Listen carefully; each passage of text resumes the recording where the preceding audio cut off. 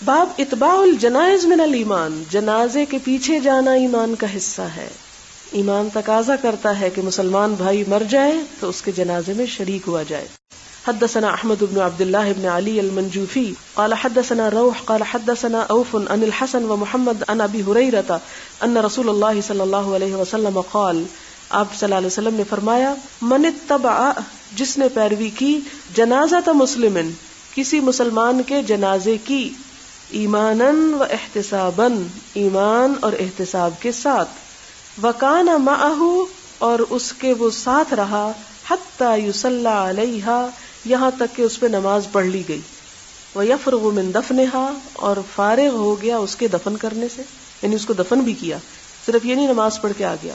فإنہ یرجع، تو بے شک وہ پلٹا، من الاجر، اجر میں سے، بقیراتین، 2 قرات کے ساتھ، 2 قرات اجر سمیٹ کے پلٹا.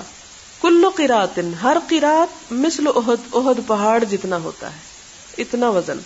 ومن صلی علیہا، اور جس نے نماز پڑھی اس پر، ثم رجع، پھر لوٹ آیا، قبل ان تدفن، اس سے پہلے کہ دفن کیا جائے، فإنہ یرجع، تو وہ لوٹتا ہے، بقیرات، 1 قرات کے ساتھ، یعنی 1 احد پہاڑ جتنا ثواب.